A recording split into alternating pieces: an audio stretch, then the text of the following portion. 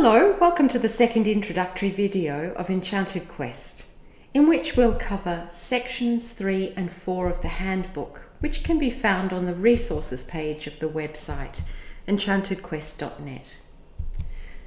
This video will explain which keyboard keys you need, how to use the hyperlinks, and how to recognize the visual prompts. It'll also offer some suggestions for scoring. And these operations are consistent across all 13 active modules. In this video, I'll be using slides from the tree. So let's start by identifying the useful keys on your keyboard. Control plus F will enable you to play the game in full screen mode, while the escape key enables you to return to the website. Your keyboard's forward arrow is the most common way you'll progress through the module. And for touchscreen users, there's an active area in the top right-hand corner. Progress in using the forward arrow is associated with the hyphen, which you'll find at the end of a word or line of text. The hyphen is an example of a visual prompt which is designed to help you remember what to do. The hyphen signals that using the forward arrow is a viable option to progress. You will often use the forward arrow, but sometimes instead of a hyphen, the slide contains a full stop in the lower right-hand corner. This is to remind you that the forward arrow will not connect to the next slide. Instead, a slide with a full stop will always contain hyperlinks. Hyperlinks are images which give you or your student the opportunity to choose an outcome.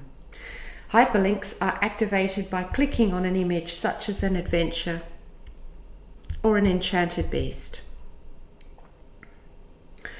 After your student has made their selection and the adventure or the challenge has been revealed, look out for the Archer's Arrow hyperlink in the top right-hand corner, which will take you to the Now or Next Time slide. Here you can click on the image that represents your student's choice.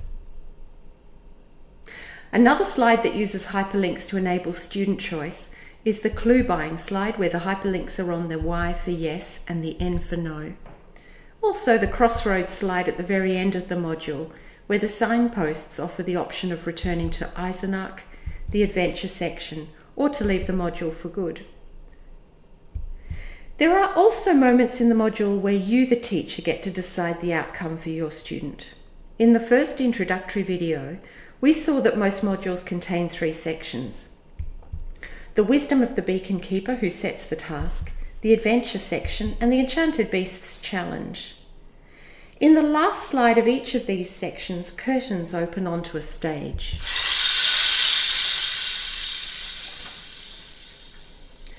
And the student must demonstrate what they have learnt. Following on from their performance, you, the teacher, must decide if the task was successfully demonstrated or whether your student would benefit from trying again. What you decide determines what you do next. All of the performance stage slides contain 2 invisible hyperlinked fields, highlighted here so you can see them. The fields are invisible because we want the students to think that it's the wizard who's operating the game. If you're using a touchscreen device, you tap within one of these fields. The field around the little violinist on the left for a successful performance of the task, and the field on the right to try again. Children quickly guess that the pictures themselves may be hyperlinks, so try to tap in the space around them, staying as close as you can to the dividing line. The same is true for the stages at the end of the adventure section and the enchanted beasts challenge. Keyboard users can use these fields too, but a better way to disguise what you're doing is to take the mouse to the image as if you were going to click on it and say, "Let's see what the wizard thought." Then you can use the forward arrow for success and the mouse click to try again. Even better than this, if you can find a way to keep your keyboard out of sight, for example by using a projector or a detachable keyboard, then it's very likely that a young student will never realize what's really happening. Let's see what this looks like.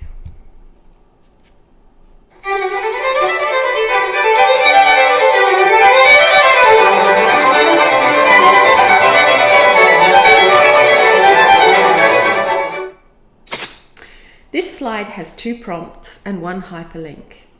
The gold bag is a prompt to add 10 gold coins to the scorebook, and the transparent hyperlink in the top left corner is a hyperlink giving the student the option to revisit the adventure to win more gold coins. Or they may choose to follow the path and see what happens next. Now let's see the outcome of an unsuccessful performance of the Enchanted Beasts challenge.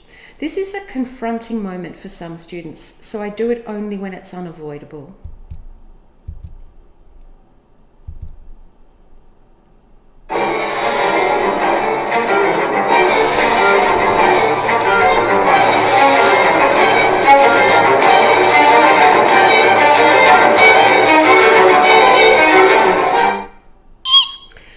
This slide also has 2 prompts and 1 hyperlink. When a student loses their challenge, they must give 10 of their gold coins to the Enchanted Beast. However, the squirrel is a reminder that if the student has earned points from their practice record, these can be given instead of money from their gold bag. This is explained in more detail in section 4 of the online handbook. After this, the student can choose to return to the circle of wolves or continue on the path. Above all, please don't worry if you press the wrong key. Using the enter or return key will take you back to the landing page of the module at any time. And from there you can quickly forward arrow to the navigation slide to hyperlink back to the section that you were playing. This slide is also helpful for starting the lesson close to where you finished it in the previous lesson, so you don't need to start every lesson at the beginning of the module. On the navigation slide there are 6 hyperlinks. The 4 images at each of the compass points are visible, and there are 2 invisible hyperlinks located at the base of each of the background trees. These are invisible so that the module's content is hidden from the student. First, let's look at the hyperlinks that you'll use most often. Clicking on the beacon will begin the journey towards the beacon keeper who sets the task.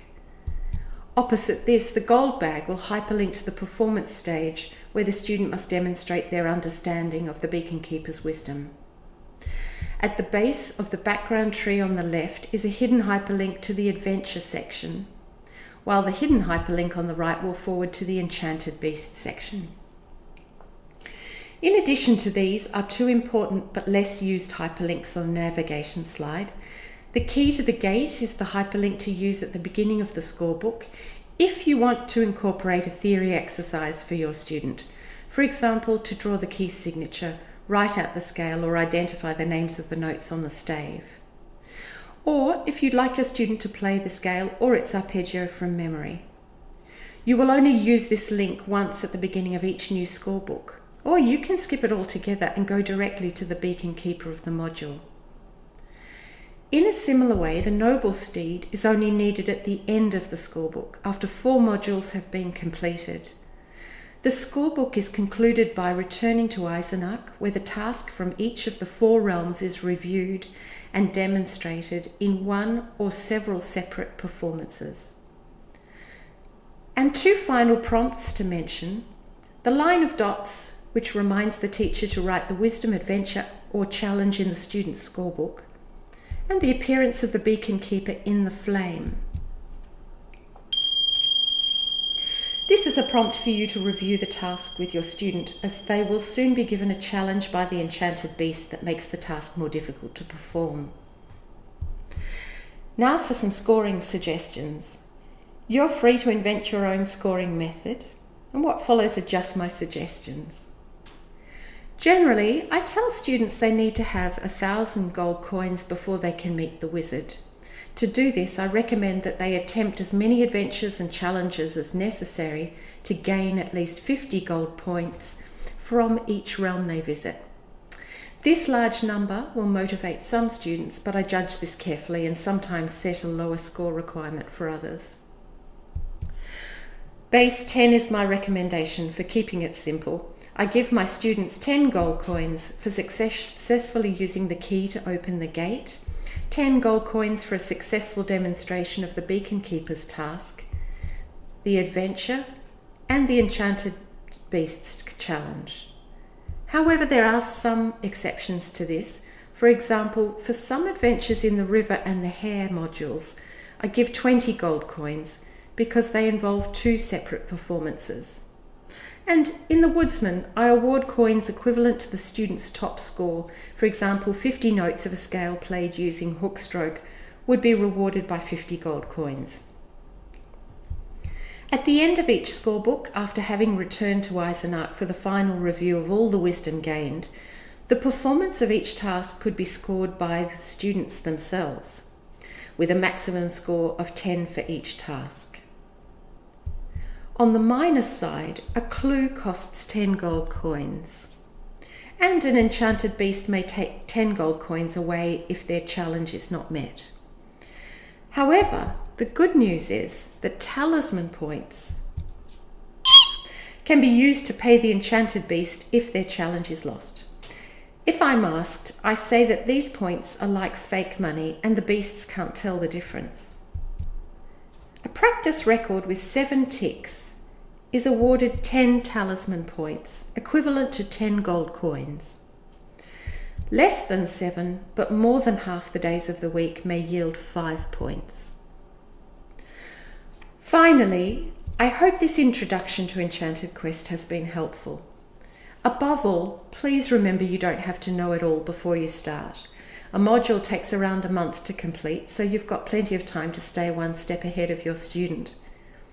Also, don't forget that for easy reference, the handbook can be downloaded from the Resources tab.